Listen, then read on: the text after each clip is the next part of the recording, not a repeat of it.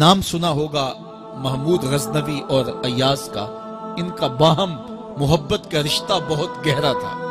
ایاز ٹوٹ کے چاہتا تھا بادشاہ کو، اب دیگر مصاحبین حسد کرتے تھے، بغض رکھتے تھے، وہ کہتے تھے یہ کوئی کیا اس میں کرشمہ اور کمال ہے کہ بادشاہ اس کو اتنا ہی چاہتا ہے۔ تو بادشاہ جب ان وزراء کا، مشیروں کا حسد حد سے بڑا ہوا دیکھا تو ایک دن سب کو اپنے دربار میں حاضر کیا۔ دربار میں ایک تالاب تھا، تو اس میں مٹھی بھر کے موتیوں کی پھینک دی، اور ایک ایک وزیر کو کہا کہ یہ موتی نکال کے لاؤ، اور یہ خیال کرنا کہ تمہارا لباس بھی، تمہارا بدن بھی نہیں بھیگنا چاہیے۔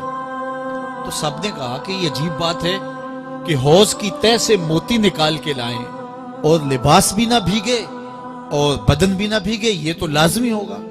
پھر دوسرے وزیر کو کہتا کہ یہ موتی نکال کے لاؤ، تمہارا لباس بھی نہیں بھیگنا چاہیے، تمہارا بدن بھی نہیں بھیگنا چاہیے۔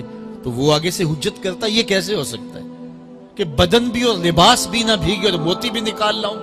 تیسرے کو، چوتھے کو، پانچویں کو، ہر ایک آگے سے حجت کرے یہ کیسے ہو سکتا ہے؟ پھر ایاز آ گیا، تو بادشاہ نے ایاز کو کہا کہ یہ موتی نکال کے لانے ہیں اور تمہارا لباس بھی اور تمہارا بدن بھی نہیں بھیگنا چاہیے۔ ایاز نے فوراً چھلانگ لگائی اور موتی نکالے۔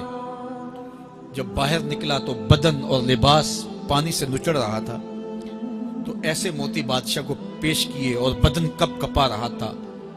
تو بادشاہ بڑے غصے سے کہا کہ ایاز تمہارا بدن بھیگ گیا، تمہارے کپڑے بھی بھیگ گئے، میں نے کہا تھا لباس بھی نہیں بھیگنا چاہیے، کپڑے بھی نہیں بھیگنے چاہیے۔ تو ایاز بڑی لجاجت سے عرض کرنے لگا، بادشاہ سلامت، آپ کے دو حکم تھے، ایک یہ کہ موتی نکال کے لانے ہیں، دوسرا حکم یہ تھا کہ لباس اور کپڑے بھیگنے نہیں چاہیے۔ تو ایک حکم میں نے پورا کر دیا ہے، دوسرے کی معافی چاہتا ہوں۔ تو صاحب، اللہ نے حضرت انسان کے سینے میں جذبات کا ایک جہاں آباد کیا ہے، شیطان کو بھی انسان کے پیچھے لگا دیا اس کی آزمائش کے لیے، اس کے امتحان کے لیے، نفس بھی اس کے اندر موجود ہے، اور دوسری جانب اس کو گناہوں سے منع بھی کیا اور نیکی کی تلقین بھی کی۔ اب کتنی مشکل زندگی ہے حضرت انسان کی، آئی جان شکنجے اندر جویں ویلنے دے وچ گنا، کتنی مشکل زندگی ہے۔ خواہشیں ہیں کہ آوارہ ہیں، آرزویں ہیں کہ بے قابو ہیں، اور دوسری جانب اللہ کا حکم ہے۔ اب کیا کرے؟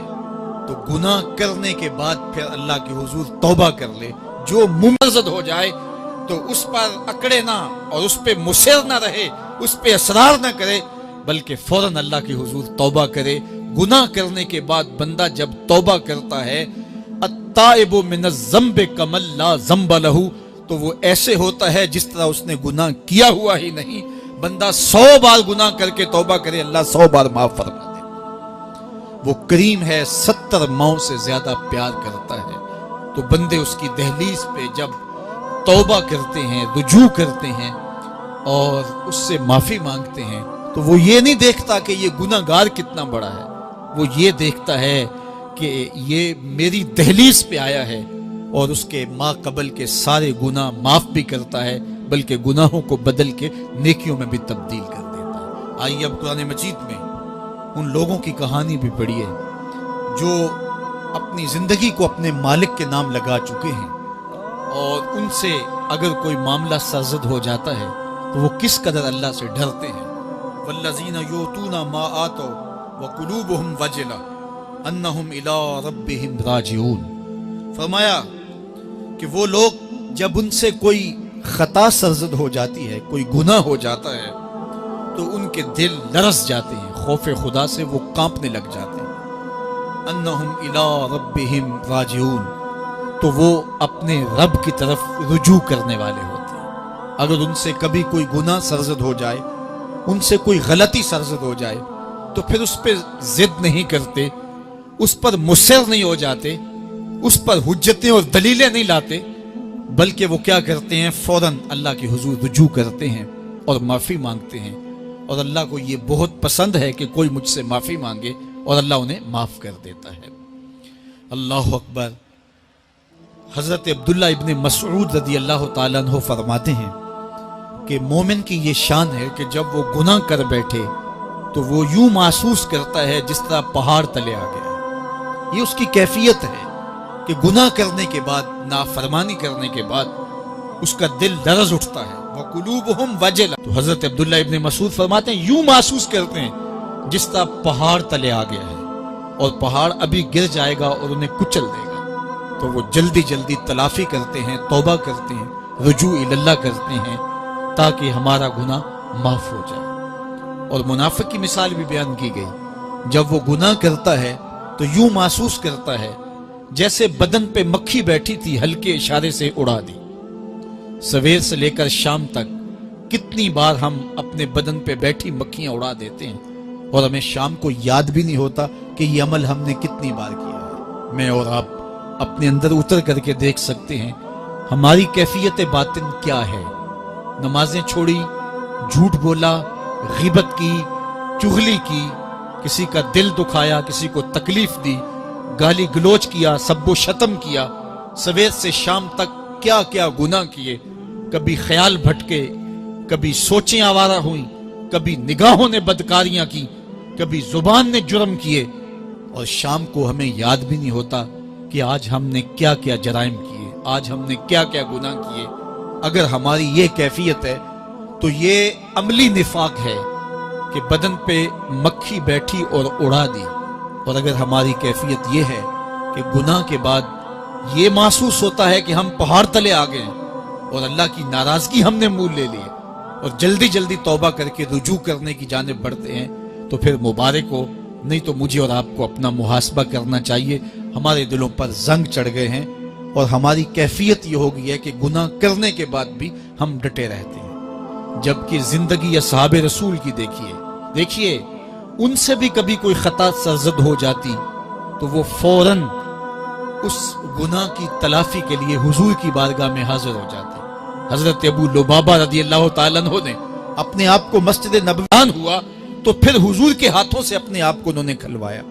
ایک خاتون حضور کی خدمت میں حاضر ہوئی اور عرض کی یا رسول اللہ صلی اللہ علیہ وسلم مجھ سے بدکاری سرزد ہو گئی ہے اور میرے پیٹ میں بچہ ہے اور میں چاہتی ہوں کہ آخرت کی سزا کی بجائے دنیا کے اوپر اس کی سزا مجھے دے دی جائے تاکہ میں پاک ہو جاؤں اور صاف ہو جاؤں، کیونکہ آخرت کی سزائیں بہت سخت ہیں. اللہ کے محبوب علیہ السلام نے جبریل امین سے ایک دن پوچھا تھا مجھے جہنم کے عذابوں کا ذکر سناؤ. تو عرض کی یا رسول اللہ صلی اللہ علیہ وسلم سب سے ہلکا عذاب، اخف العذاب، ہلکا ترین عذاب یہ ہے کہ جہنمی کے پاؤں میں آگ کے جوتے رکھے جائیں گے. باقی اس کے پورے بدن پہ آگ نہیں ہوگی، صرف آگ کے جوتے اس کو پہنائے جائیں گے. لیکن اس کی حدت، گرمی اور شدت اتنی ہوگی یغلی منہما دماغہ، اس کی شدت سے اس کا دماغ پگھل کر ناک اور کانوں کے ذریعے سے باہر آنا شروع ہو جائے گا. یہ سب سے ہلکے عذاب کی کیفیت ہے. اور جو عذاب سخت ہیں الیاذ باللہ، اللہ تعالیٰ قرآن مجید میں فرماتا ہے ثم لا يموت فیہا ولا یحیا، اس بڑے عذاب کا ذکر کیا جو جہنمیوں کو دیا جائے گا. فرمایا اس عذاب کی کیفیت یہ ہوگی بندہ نہ جیے گا نہ مرے گا. جیے گا اس لیے نہیں کہ آگے اور پیچھے، دائیں اور بائیں آگ ہی آگ ہوگی، تو اس آگ میں جینا کو جینا تو نہیں ہوگا. اور مرے گا اس لیے نہیں کہ موت کو موت آ چکے. جنت میں جنتیوں کو ایک ہی ڈر اور خدشہ ہوگا کہیں موت نہ آ جائے، اور جہنمیوں کو ایک ہی امید ہوگی کہیں موت آ جائے اور جان چھوٹ جائے. اللہ تعالیٰ مینڈے کی شکل میں موت کو لائے گا اور موت کو ذبح کیا جائے گا. جنتی جنت سے اور جہنمی جہنم سے دیکھ رہے ہوں گے. جب موت کو ذبح کر دیا جائے گا اب موت نہیں ہے تو جنتی اتنے خوش ہو جائیں گے کہ اگر موت کو موت نہ آئی ہوتی تو یہ خوشی سے مر جاتے، اور جہنمی اتنے مایوس، دکھی اور پریشان ہوں گے کہ اگر موت کو موت نہ آئی ہوتی تو یہ صدمے سے مر جاتے. تو وہ کانوں کے راستے سے باہر آ جائے. تو اس نے عرض کی یا رسول اللہ صلی اللہ علیہ وسلم میرے اوپر حد جاری کر دیجئے. اور اس نے کہا کہ میرے پیٹ میں جو ہے وہ بچہ ہے. اللہ کے محبوب علیہ السلام نے فرمایا جاؤ جب بچہ پیدا ہو تو پھر آنا. وہ چلی گئی. تو جب بچہ پیدا ہوا تو گود میں اٹھائے پھر حضور کی خدمت میں حاضر ہوئے اور عرض کی یا رسول اللہ یہ ہے بچہ جو میں نے گناہ کیا تھا، بدکاری کی تھی، آج یہ اس کی نشانی ہے۔ تو اللہ کے محبوب علیہ السلام نے فرمایا کہ اسے لے جاؤ اور اسے دودھ پلاؤ، اور جب یہ کچھ کھانے پینے لگ جائے گا تو پھر آنا۔ تو تھوڑی دیر کے بعد، کچھ دنوں کے بعد وہ دوبارہ حاضر ہوئی اور اس نے اس بچے کے ہاتھ میں روٹی کا ٹکڑا دیا ہوا تھا، اور عرض کی یا رسول اللہ دیکھ لیجئے اب یہ روٹی کھانے لگ گیا ہے۔ اللہ اکبر۔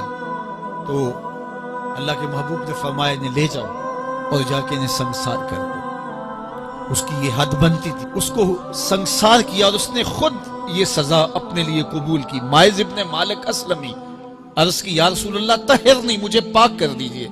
میرے حضور نے فرمایا جاؤ اللہ سے معافی مانگو۔ وہ گئے اور معافی مانگی، بے چینی اتنی تھی، پھر آ گئے اور عرض کی طہرنی یا رسول اللہ، حضور مجھے پاک کر دیجئے۔ فرمایا جاؤ اللہ سے معافی مانگو۔ وہ گئے، معافی مانگی، پھر پلٹ آئے، تیسری مرتبہ، چوتھی مرتبہ۔ آقا کریم نے فرمایا فیما اطہرک، تمہیں کہا اللہ سے معافی مانگو، کریم ہے معاف کر دے گا، تم پھر پلٹ آتے ہو، تمہیں کس جرم سے پاک کروں؟ قال من الزنا، عرض کی مجھ سے بدکاری ہو گئی ہے اور میں چاہتا ہوں کہ دنیا پر فارغ ہو جاؤں۔ حضور نے فرمایا کہ اس کا توازن عقلی تو ٹھیک ہے۔ عرض کی حضور صحیح الحواس ہے۔ کہا کہ یہ نشے میں تو نہیں کہہ رہا، کسی نے اٹھ کے منہ سونگا، کہا حضور ایسی بات بھی نہیں ہے۔ فرمایا تم سوچ لو کیا کہہ رہے ہو؟ کہا حضور جو میں کہہ رہا ہوں وہ سچ کہہ رہا ہوں، مجھ سے گناہ سرزد ہو گیا اور میں چاہتا ہوں کہ دنیا پر ہی فارغ ہو جاؤں۔ اللہ کے محبوب علیہ السلام نے فرمایا کہ انہیں سنسار کر دو۔ ماعز ابن مالک اسلمی کو سنسار کر دیا گیا۔ جب ان کا جنازہ اٹھا تو حضور بھی جنازے کے جلوس میں تھے۔ کسی کی زبان سے نکلا لو ماعز نے گناہ کیا تھا، بس یہ بات سننے کی دیر تھی، اللہ کے محبوب کے چہرے پہ جلال آ گیا۔ فرمایا خبردار اگر کسی نے میرے ماعز پہ بات کی، میرے ماعز نے ایسی سچی توبہ کی ہے اگر روئے زمین کے تمام مسلمانوں میں بانٹ دی جائے لکفاہم، سب کی مغفرت ہو جائے، کہ انہوں نے اپنے آپ کو خود پیش کیا ہے۔ اب ماعز ابن مالک کا جنازہ اللہ کے رسول نے خود پڑھایا، بلکہ مسلم کتاب الحدود میں ہے کہ ان کے جنازے کے دوسرے دن یا تیسرے دن حضور ان کے ہاں تشریف لے گئے، اور جب آقا گئے وہم جلوسن، تو لوگ وہاں بیٹھے ہوئے تھے، تو یقین کیجئے کہ یہ وہ لوگ تھے کہ جن سے کبھی کوئی گناہ سرزد ہو جاتا تو وہ جلد توبہ کرتے، اور اس کی بڑی سے بڑی حد اور سزا بھی ہوتی تو وہ بھی کاٹنے کے لیے تیار ہو جاتے۔ میں اور آپ دیکھیں کہ ہماری زندگی میں اگر گناہ ہیں اور ہمیں سچی توبہ کی توفیق بھی نصیب نہیں ہے تو پھر ہم سوچ لیں کہ ہم کہاں کھڑے ہیں۔ دیکھیے اللہ دلوں کے بھید جانتا ہے۔ سچی توبہ یہ ہے